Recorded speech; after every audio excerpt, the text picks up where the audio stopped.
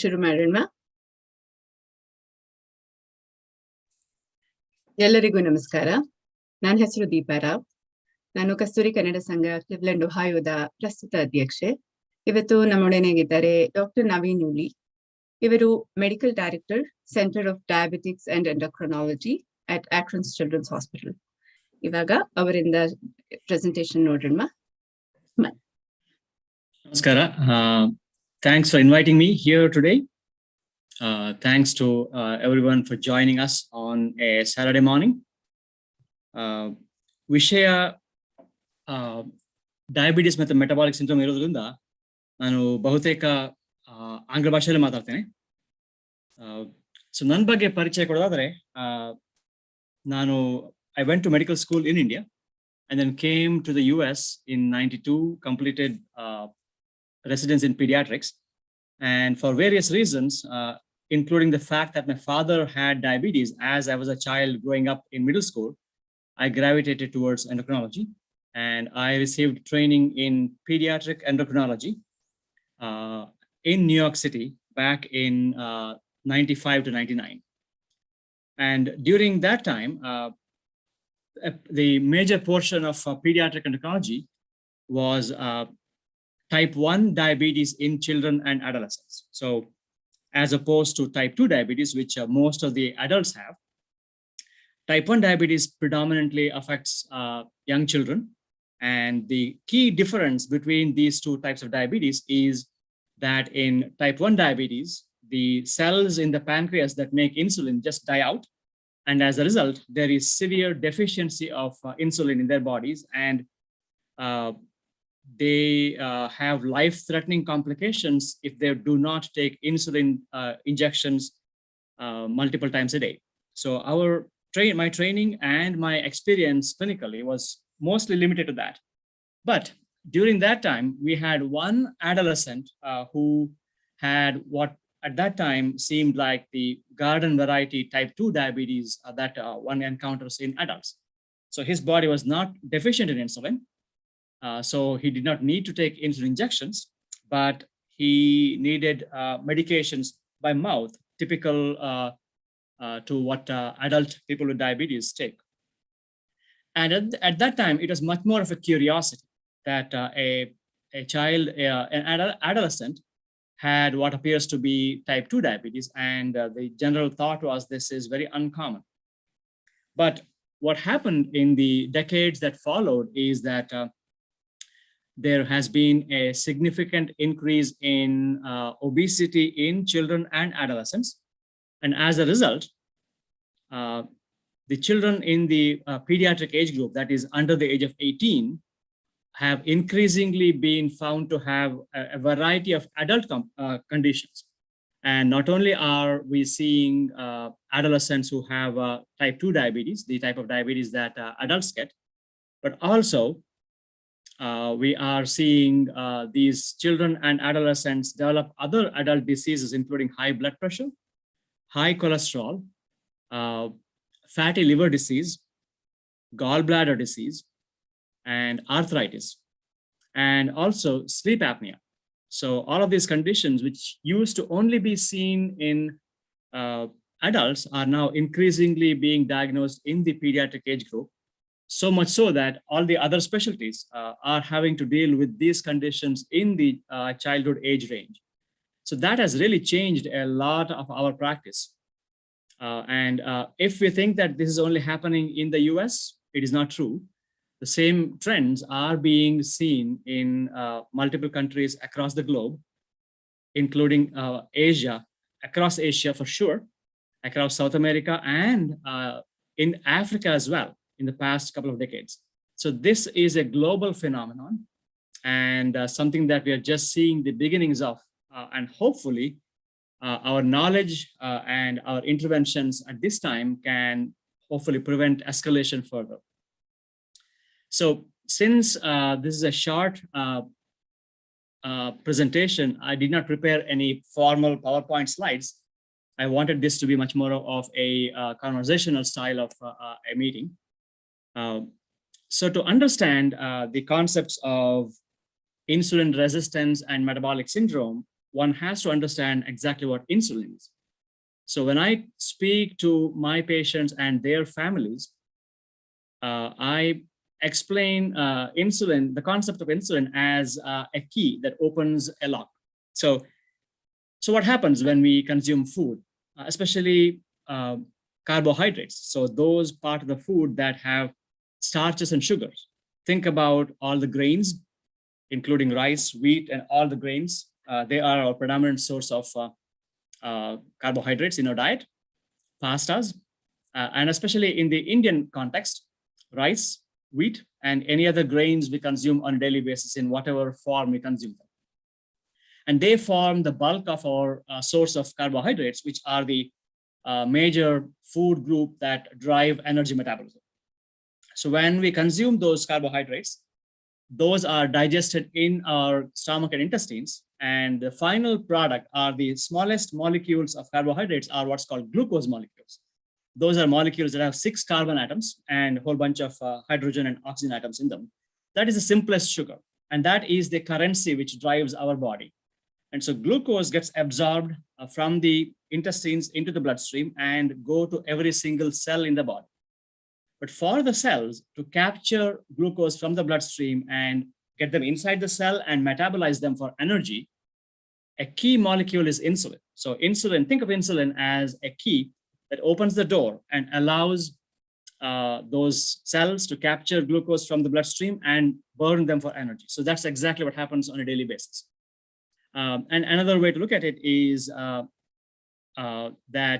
insulin is the key, in the ignition key in the car, where you need that to open and allow the fuel tank to supply the fuel into the engine, and the engine burns it. So you need insulin as a key part of that energy metabolism process. So you can imagine what will happen in type 1 diabetes, where the body is not able to make enough insulin. And as a result, when you eat food, you digest the carbohydrates and you increase the production of glucose. Glucose goes all over the body.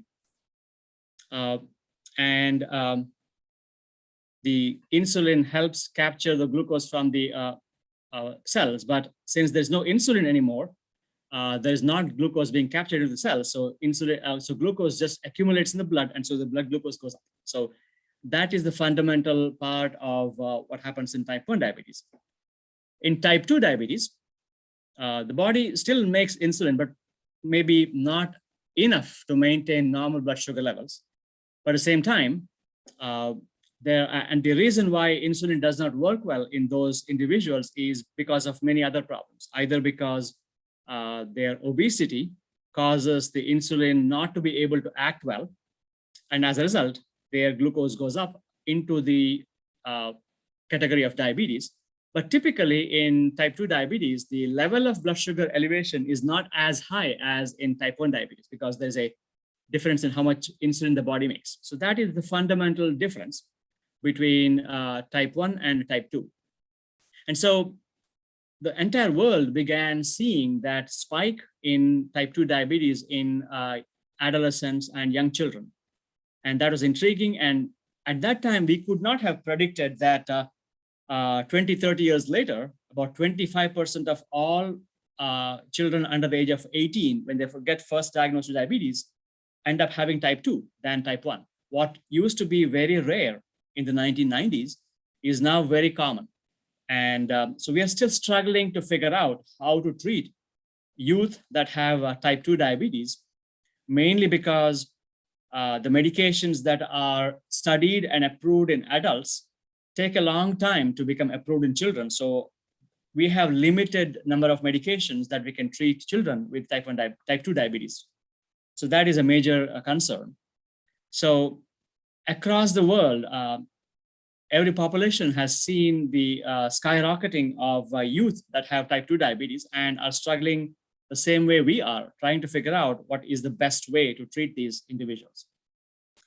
So at the same time that we were seeing these obesity skyrocket in children and adolescents across the youth, there was another interesting observation made a again, across the globe. But for me, when I was in New York City, I became aware because of an adult endocrinologist practicing in Brooklyn. Her name was Mary Ann Banerjee, and as her name suggests, she's a Caucasian married to an Indian. She had a basic science lab at State University of New York in Brooklyn. And she was interested in one phenomenon that she saw among her husband's friends and relatives, that being South Asians, so Indians, Pakistanis, Nepalis, Bhutanese, Sri Lankans, and Bangladeshis, so those 6 nations. So there seemed to be an increase in diabetes occurring earlier in this South Asian population compared to the Caucasian population, and without seeing much obesity. So there did not seem to be a good explanation as to why the South Asians, who are not as obese as the Western individuals, and yet have increasing prevalence of type 2 diabetes, and diabetes occurring at a much younger age compared to the Western population. And so she got interested and she looked into this. And after many years of research, what was really fascinating is if you take a South Asian and a comparable Caucasian, meaning compare them for height, weight, and body mass index, which is a calculation of how the weight compares to height. What her research found out was that the South Asian with a completely well-matched Caucasian has 30% more visceral fat, meaning fat inside the abdomen, around the organs in the abdomen, which is not apparent outside. So the waist does not seem very obese. And yet there's a lot more metabolic fat accumulating inside the abdomen that seem to be the primary reason why South Asians seem at so much higher risk for all the bad things, including the higher likelihood of type 2 diabetes, higher cholesterol levels, and the unfavorable cholesterol, meaning lower amounts of the good cholesterol or HDL cholesterol, higher amounts of LDL cholesterol, and higher amounts of triglycerides. So that is a measure of dietary fat that is not your cholesterol. So that combination of higher triglycerides, lower HDL or bad cholesterol, that is a significant, that combination is driving the increase in risk for heart disease.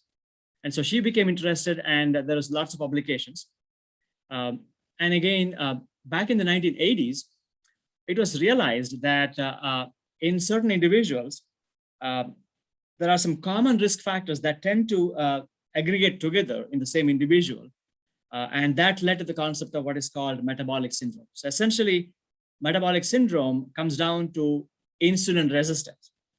So how do we define metabolic syndrome? So people looked at various factors, and it came down to 5 factors.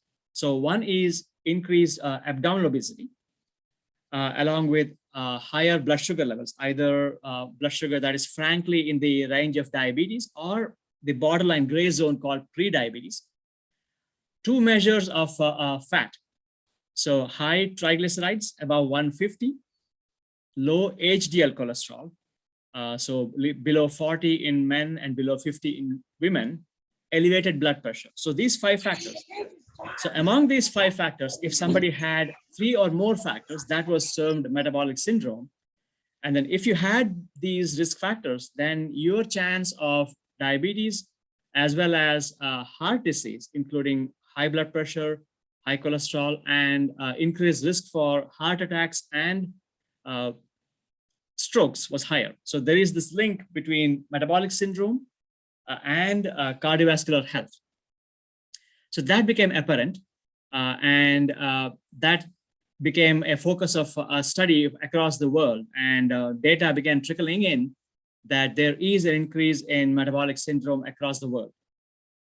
And as the awareness of metabolic syndrome and the higher risks in South Asians, there was interest in starting a consortium to study this phenomenon in South Asians. So over the past 2 decades, this developed into what is called the Masala Study Consortium. So if you're interested, you should just Google Masala Study, MASALA, which stands for Mediators of Atherosclerosis in South Asians Living in America. So MASALA. That is a group of researchers who are funded through the National Institutes of Health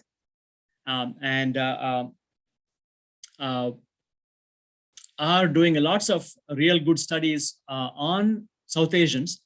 And that refers to the immigrants from 6 countries, which I mentioned earlier, including India, Pakistan, Bangladesh, Nepal, Bhutan, and Sri Lanka. So people living here from those nations are being actively studied as we speak. And a lot of information has already been gathered and published. So if you go to the Masala study site, you can actually access all the data, both in layman term, as well as all the scientific publications that have come out of this consortium. And it is of significant concern for people in the field of both diabetes as well as cardiovascular health professionals. And what the data that has emerged over the past 2 decades of this study being active is that if you think about diabetes in the general population in the United States, affects about 15% of individuals across the country. And that data comes from a longitudinal study that's been going on since the 1950s called the NHANES study. So the United States CDC, or Centers for Disease Control and Prevention, has been running a longitudinal study for all Americans across the board, all ethnic groups, all racial groups, and this has been going on for the past more than 50 years. And that is called the NHANES study, or National Health and Nutrition Examination Survey study that's been going on. And the most recent data on that US NHANES study spans the years 2017 to 2020.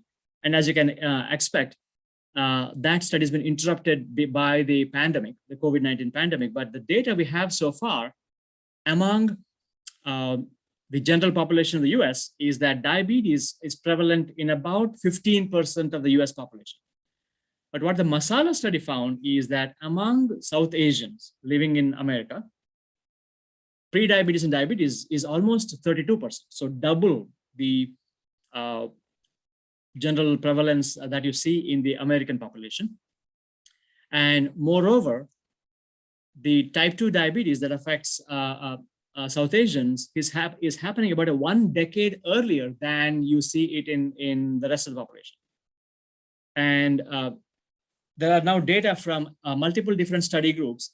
And there was one study that came out from New York City. So they just looked at Asian Americans. So across all the Asian immigrants into the US, which includes Chinese Americans, Korean Americans, Japanese Americans, and Middle Eastern Americans. So people from all of those parts of Asia who lived in the US.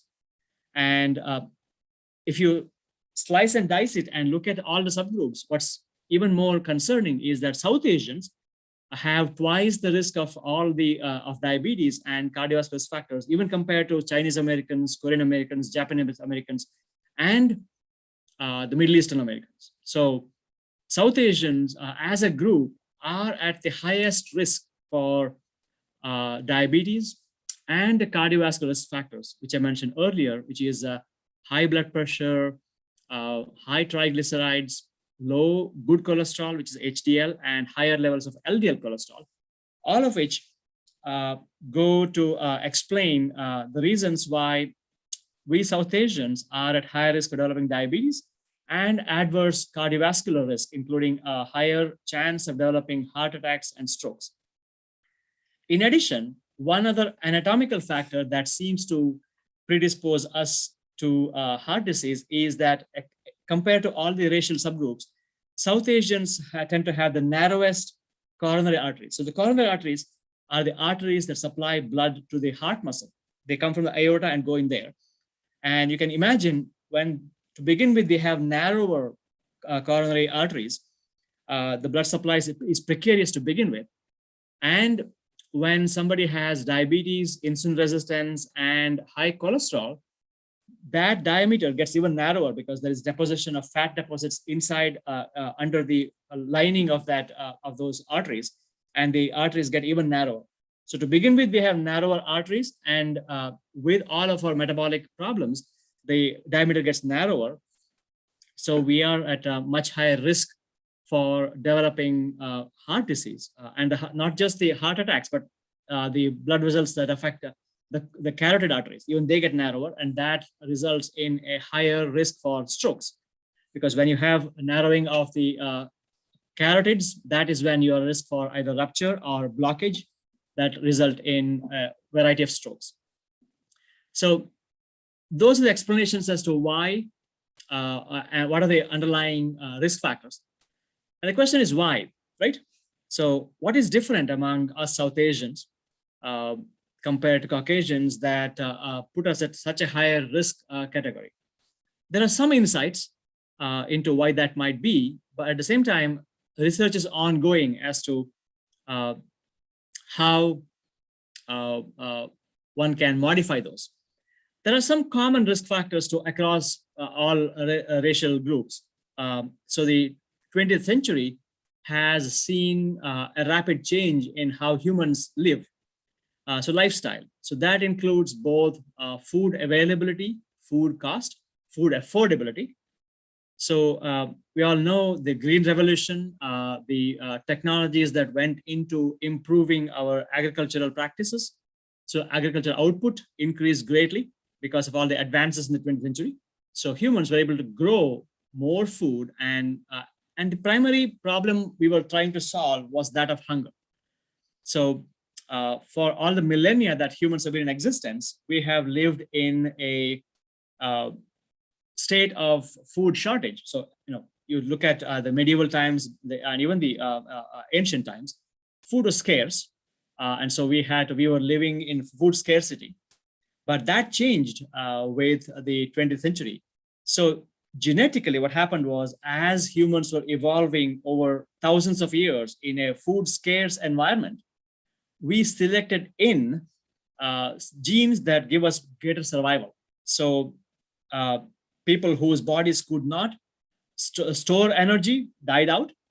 People who survived are those whose genes allowed us to store food very efficiently. And those are the genes that have been propagated generation after generation. So in a sense, humans through the history have accumulated genes that give us a survival advantage by storing food, even when food is in short supply. But that happened over a period of many thousands of years. But just in a span of a century, in the 20th century, because of advances in technology, we are now able to grow more food per capita, and each person is able to consume more food, but our genes have not had time to adapt to these changes. So all the genes that gave us survival advantage in terms of shortage are now working against us, because what these genes then do is they just work to store more and more food that we consume in the form of fat stores, and that has given rise to the obesity prevalence. So, and then as our body develops obesity, insulin as a molecule is not as effective, and then the body has to work. The pancreas works overtime and makes a whole lot of insulin to try to make it work.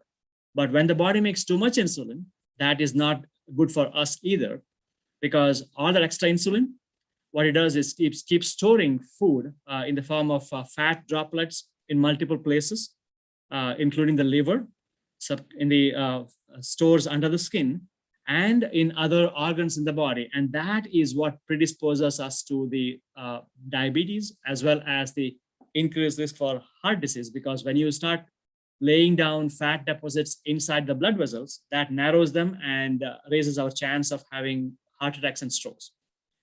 So that is what's happening. At the same time, the built environment has been changed, so that if you think about a century ago, transportation was difficult. So if you had to go from place to place, you had to depend upon your own legs. You had to just walk to places, but that is no longer the case. Transportation industry has been transformed to such that on a daily basis, to do our daily routine, going to the place of work for adults or going to school for children, is much more convenient with the buses and cars. And as a result, our energy usage has gone down because we are not as active.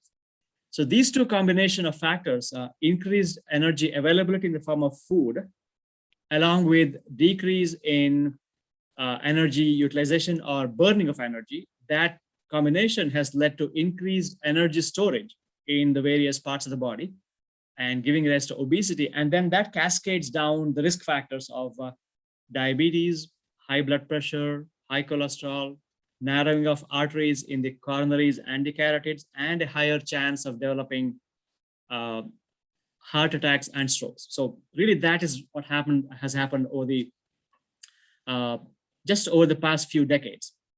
And if you think about children, between 1980s and recent, there has been more than tripling the obesity epidemic. So currently in the US, 1 in 6 children is in the obese category. So that just happened in a matter of, say, 30, 40 years. And about 40% of adults are in the general population of the US have obesity. And about 9% of adults have severe obesity.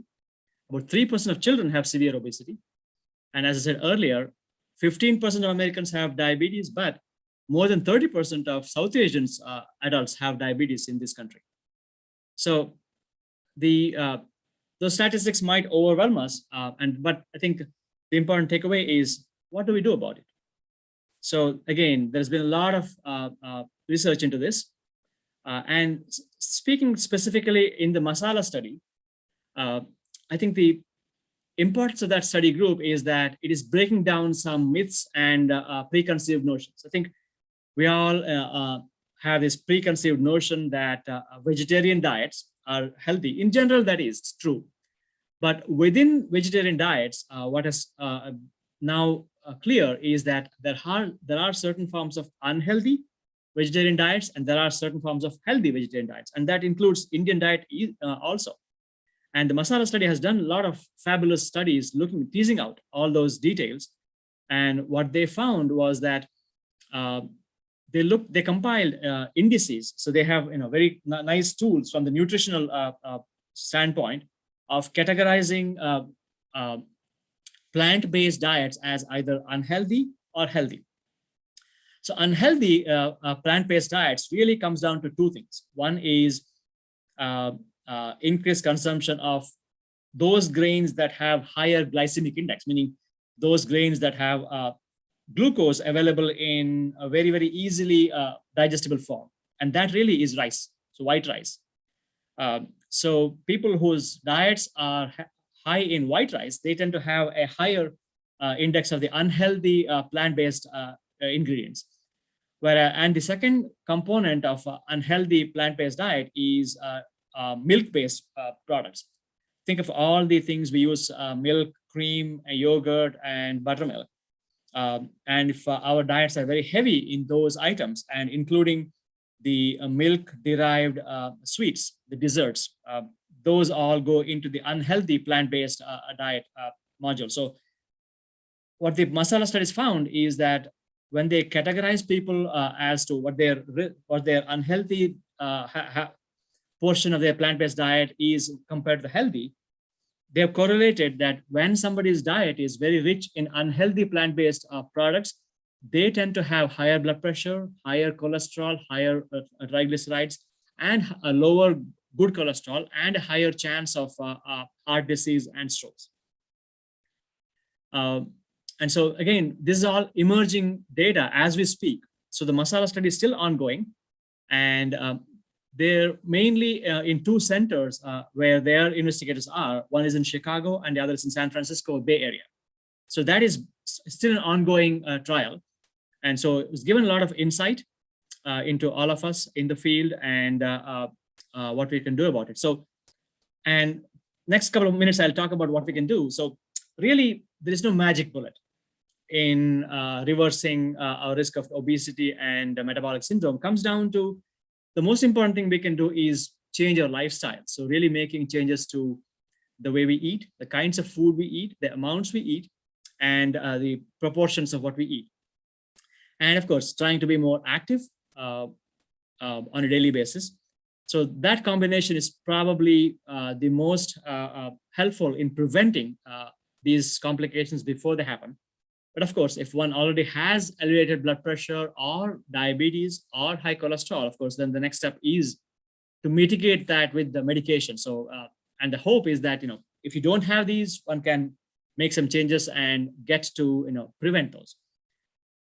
So how do we prevent it? And again, if you Google it, you'll probably have lots of ideas on what kind of diet might be better than the others. And they have been investigated, what kinds of diet might be helpful. In general, the basic information we need to provide is that it helps to lower the total amount of calories we consume on a daily basis, because that really is key. How we do it can be individualized. But among all the diets studied, only the Mediterranean diet has been proven to result in both short-term and long-term weight loss.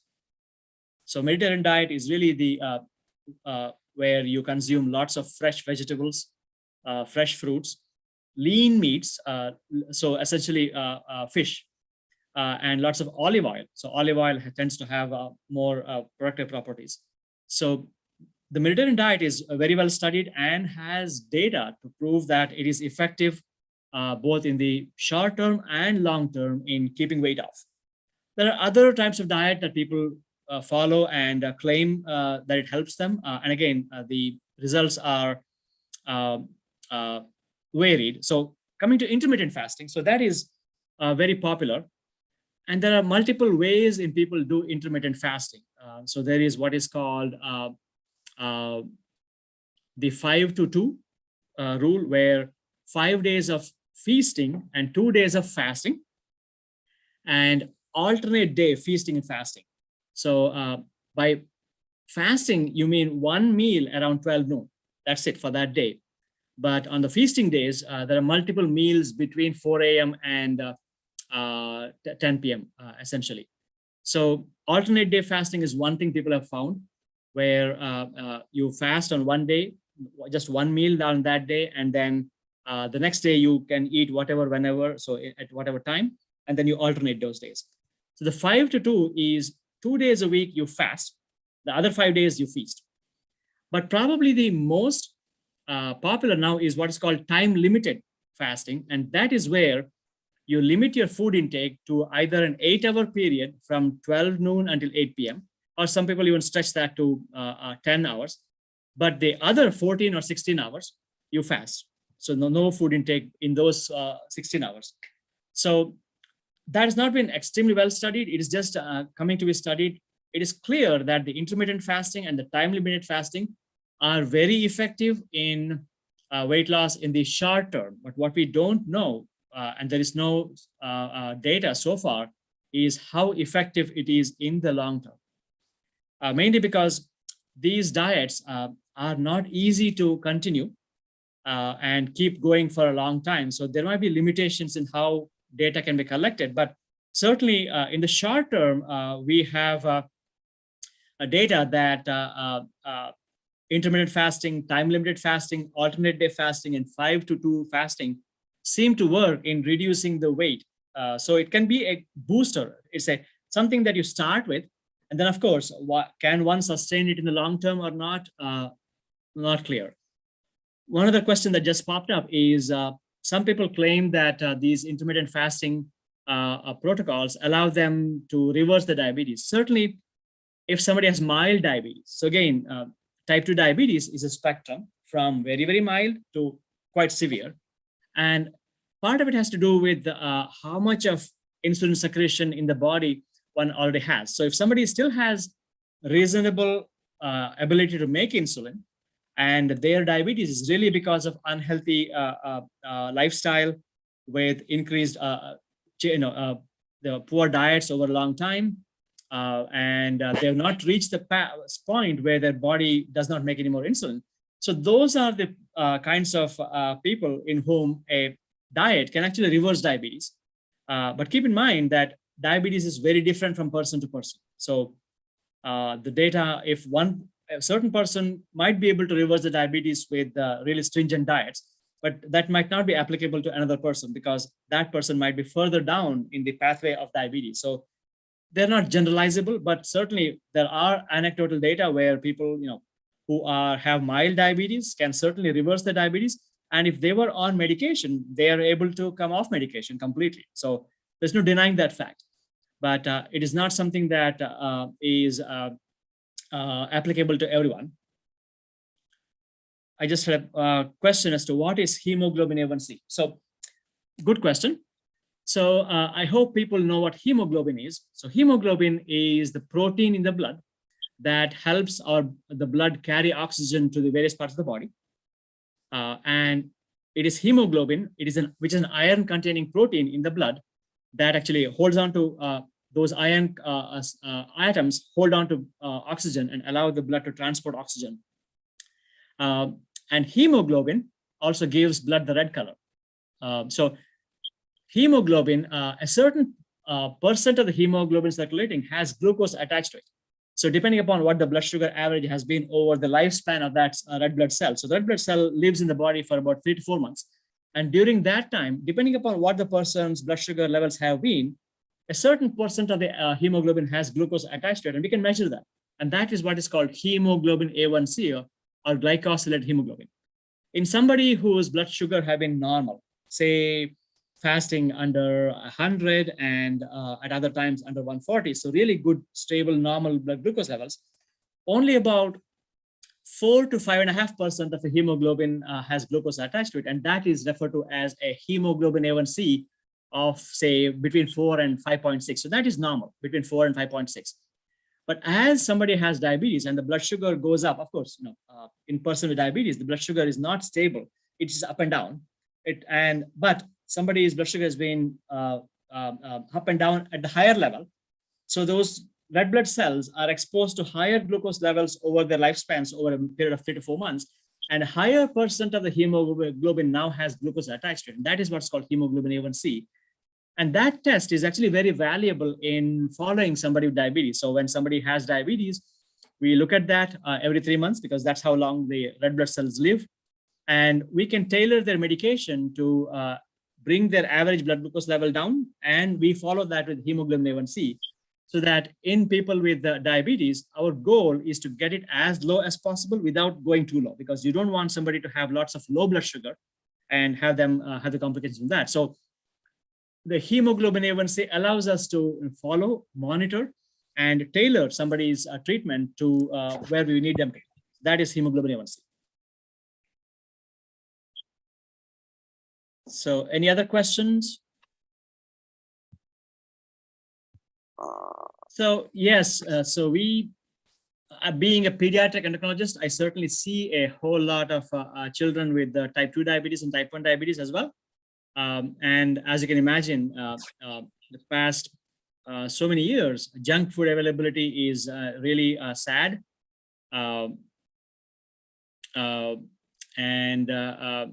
We are seeing a whole lot of problems from that. And all children's hospitals have programs to help youth with obesity. And that is much more difficult because there are a lot of factors that affect what kind of food a child eats at home, either from the parents, grandparents, school, vending machines, you name it. There is a lot of food availability, and it's a challenging field to be in, trying to help children with obesity. And I think I saw a question about fat-free diet. I don't know if that is what FFD meant. Again, there are lots of different diets. Some diets aim to change the macronutrients of the food. For example, there's the Atkins diet, which is really high protein, low carb. There is the zone diet. There is Ornish diet, which is really a vegetarian diet where there is low fat. Vegan diet, again, plus and minus. There are all various diets that change the macronutrient nutrient. Paleo diet is another. And again, all of those diets have been studied, and in the short term, they have all been shown to reduce weight, but we don't have long-term data on any of those specific diets, with the exception of the Mediterranean diet, which has been well studied and shown to result in weight reduction, both in the short term as well as the long term. I think our next guest has joined. Deepa, should I introduce our next guest? Yeah, there's one more question. Vegan is nowadays trend, but what about the calcium content needed? So that is always the big question as to when you start changing the macronutrients, what happens to micronutrients?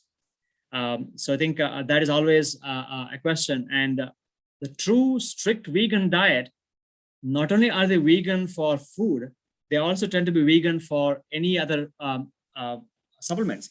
So when I have somebody like that, there are lots of challenges in getting them to their intake of not just calcium, but vitamins.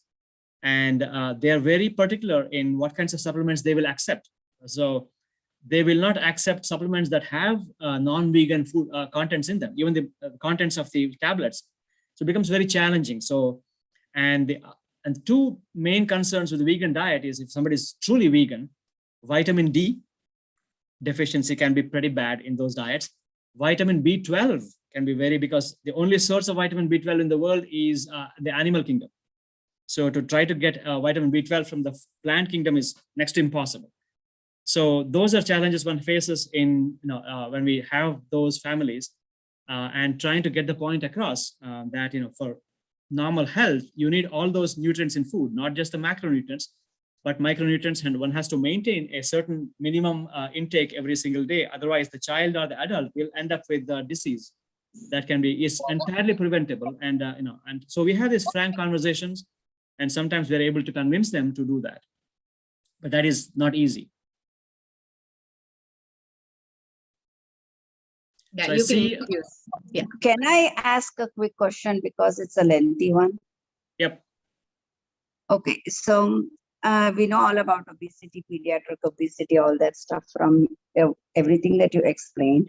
But in spite of it, parents plus patients are still very sensitive when you say your weight is high, or forget about it, we don't even call them obese, like, your BMI is not good and stuff like that. And they get very upset. And some even say, oh, we are all vegan, but vegan knows it's refined and refined sugars that makes a difference. So how do you counsel them? You bring up a very good question, because the American Academy of Pediatrics just recently put out a huge paper, a very significant paper, and that has become polarizing. Because of the recommendations made and the realization that obesity in children, which we used to, not be that concerned, but now it's a major concern, because we know those changes in the coronary arteries happen during childhood.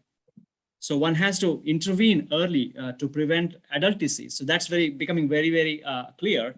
And that's why this new recommendation came out. And that has become very polarizing, because the recommendations are, to start obesity medications in children above the age of 12. And so a lot of parents are pushing back. And I've seen comments in the New York Times and the public media, social media, of outraged parents saying, pediatricians are now recommending medication to lower BMI and weight in children. How dare they? And I think there's a lot of backlash.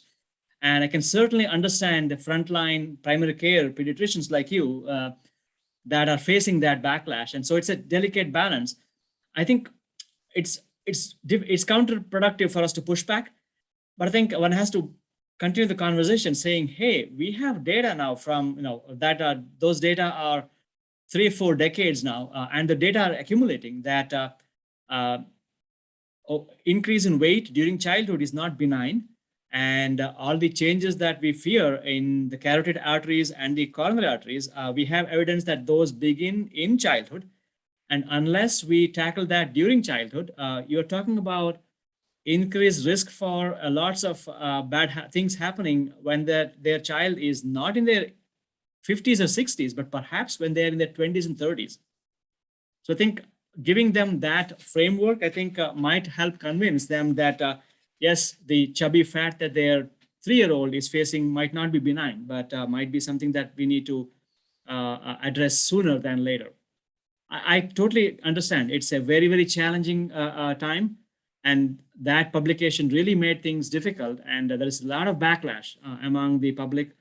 And even dietitians in my own department are saying, they're in the dietitian community, people are talking about, don't use the word obesity in children. So, and again, if you don't call a spade, I think you're lost half the battle. I think that's where we face some challenges. And it's going to be tough. But I think we have to do what we need to do, which is really convince families that sometimes we have to give them the lens of clarity as to why we're doing what we're doing. And I think they will come around. I think once they understand why we're doing, we don't have any bad intentions, I think they will come around. But it's going to be a challenge, I think, for the next few years, I think.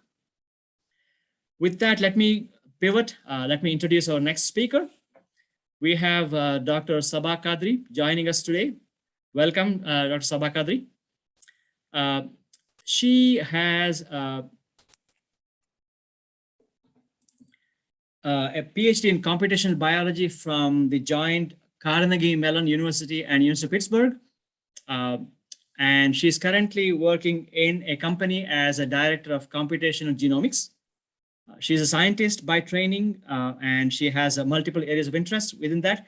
But her non-work passions include dancing and theater. And she's here today to talk about her experiences and about her dance and how that can help lifestyle. So over to you, Dr. Kadri. Thank you so much, Dr. Uli. I really enjoyed your talk as well. And thank you, Deepa, for having me here.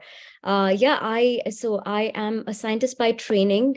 So I started a YouTube channel during the pandemic on fitness. I used to teach dance-based fitness for a while. But then about 2 years ago, I decided also to get certified as a fitness instructor because I started realizing that as my channel grew, it was inspiring a lot of people, and I wanted science to be the basis of the fitness information that I was putting out there as well. So if there are specific questions, please do let me know. But I think just following up on what Dr. Uli was talking about, specifically, even there is no age. There is no youngest, there is no age at which you can start being more active and start being more fit. It has to be a lifestyle that we are all living towards. I get a lot of questions about people who want to lose fat overnight. Like, oh, I have a wedding in 10 days. What can I do to lose my weight in the next 10 days? What can I do to just reduce my weight on my arms or weight on my belly? There are no magic formula for anything. It is a combination of multiple things.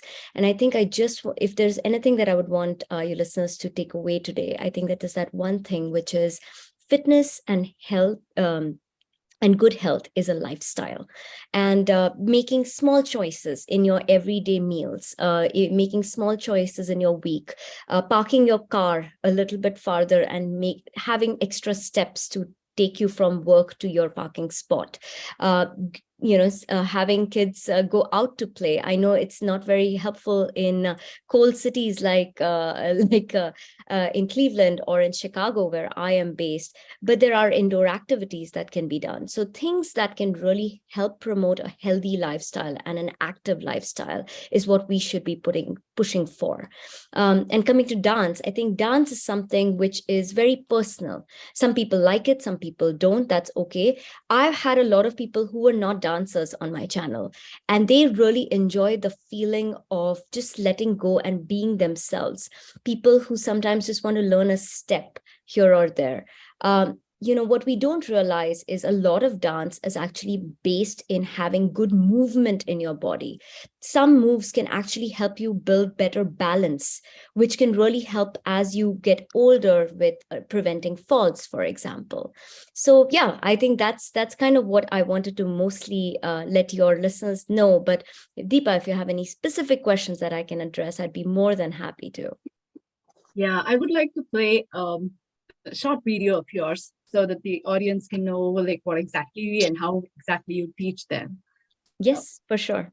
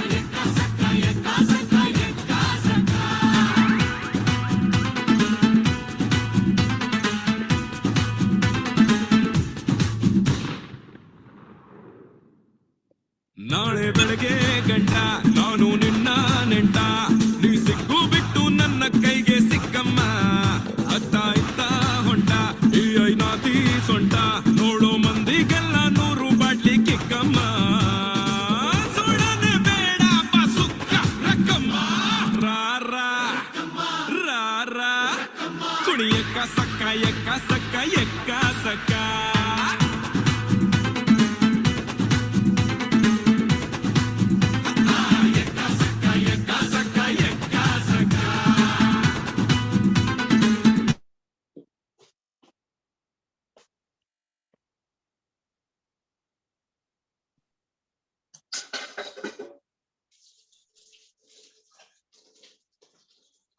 Thank you, Deepa. Thank you very much. Lakshmi, nice to meet you as well.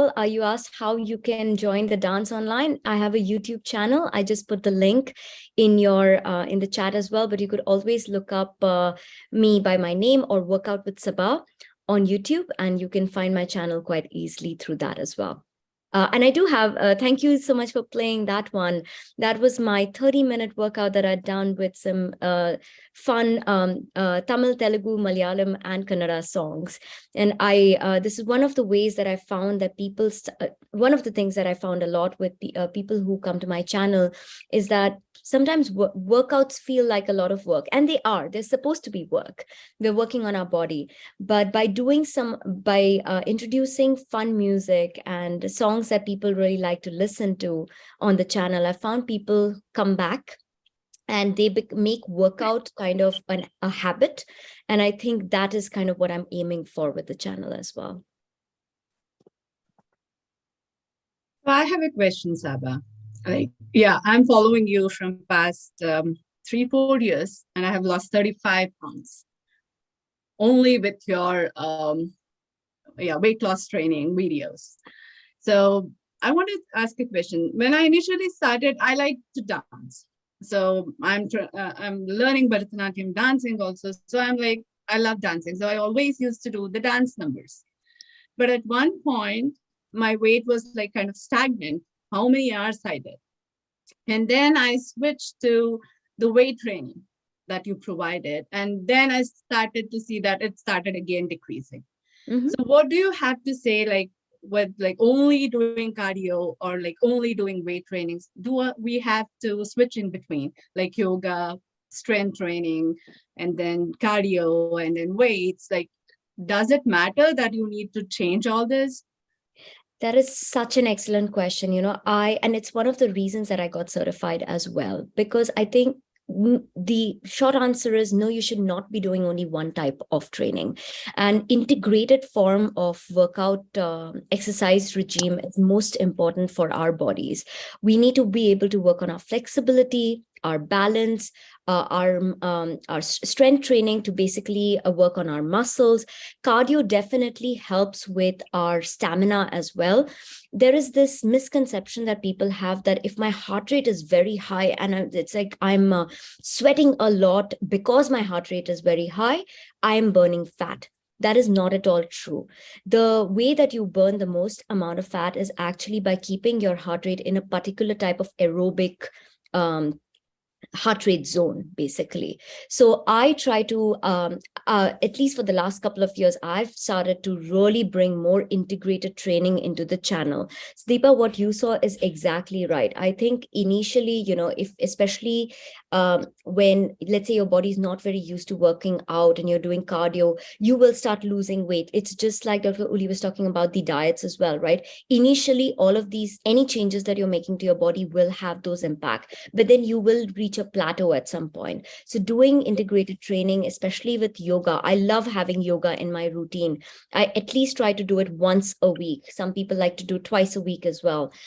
Doing strength training is super important, increasing your body composition by increasing the amount of muscle and reducing the amount of fat is really great for your body as well. So yeah, that is exactly the right way, I think, of training. And you always do Zumba. So can you talk about like the importance of Zumba? So Zumba is also dance-based fitness in a way, and they've tried a lot to put in some flexibility as well. It's just one more style, I think, of fitness as well. So it is not, you could say a lot of my dance-based workouts are similar to kind of the Zumba workouts as well. So I think just by itself, it would not be the only thing. Just very similar to that.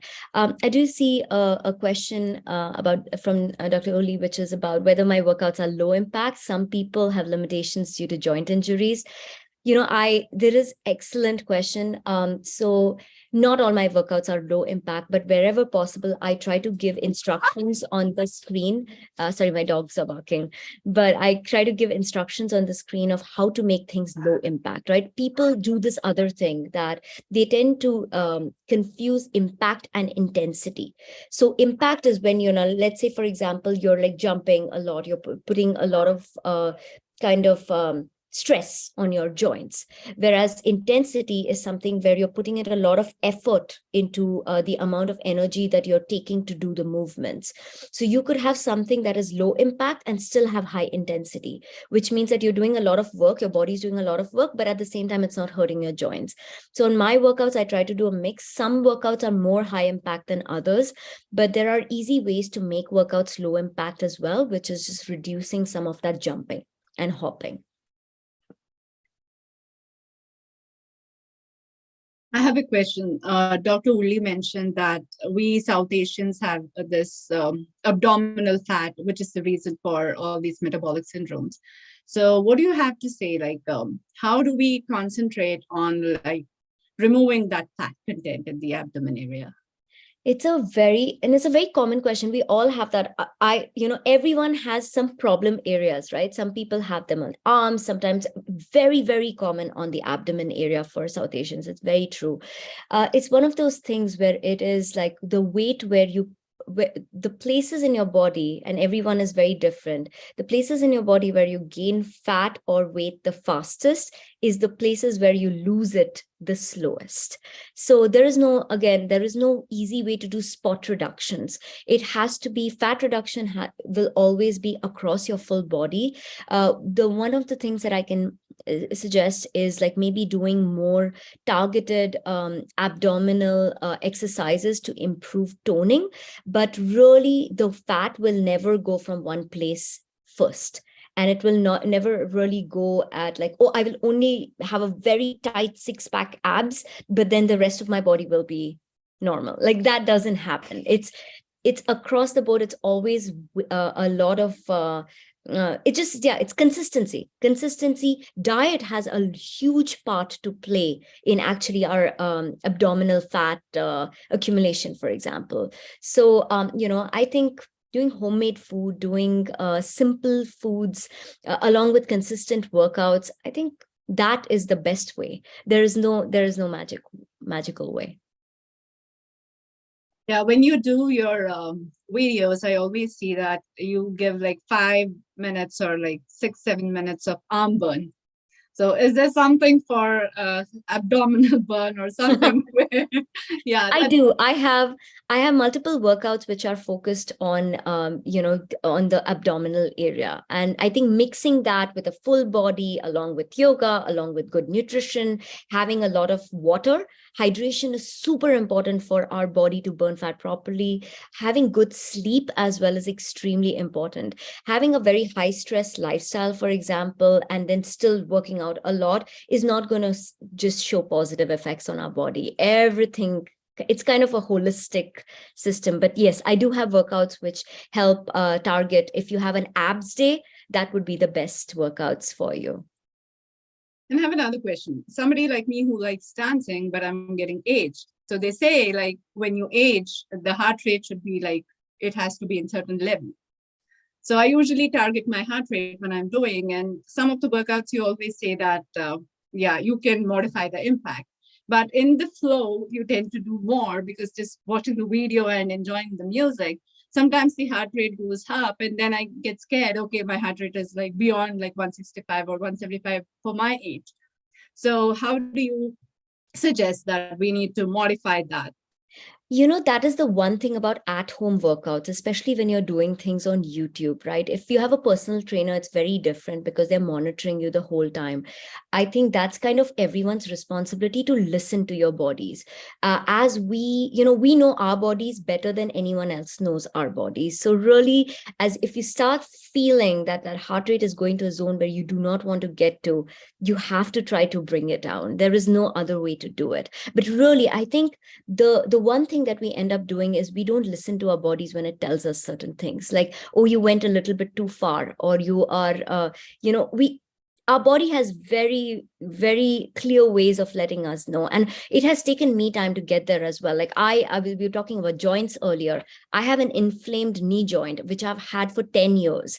And it's only been over time that I've realized that by doing strength exercises to strengthen joints and muscles around my knee, and then certain moves that I do to not go that far in that move, those are things that I have learned about my body as well, which helps me prevent injury. So really, I strongly recommend listening to yourself. If you're not sure, talking to your doctor, those kind of things can really help prevent any kind of health injuries with at-home workouts, whether it's my channel or some other channel. So do you recommend something like kneecap or something, like people who have joint injuries or something like that, so they can have a kneecap or something that prevents them? Or is it safe not to do it at all? No, I think one of the things, for example, like I said, I have a knee injury. I went to a physiotherapist, and they helped me understand what are the things that I can do to strengthen my joints and my muscles that can then help me have a regular workout schedule, for example. So I think honestly, it's not right for me to give a general statement about what would be right for someone who has joint pain to do dancing. I think the best thing is to actually get personalized attention from a physiotherapist or a doctor.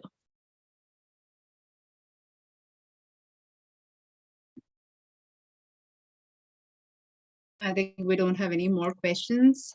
So Dr. Naveen Nuli, do we have any questions? I don't see any other questions. Well, thank you so much, Adipa, for having me here. And, Thank you, Sabah.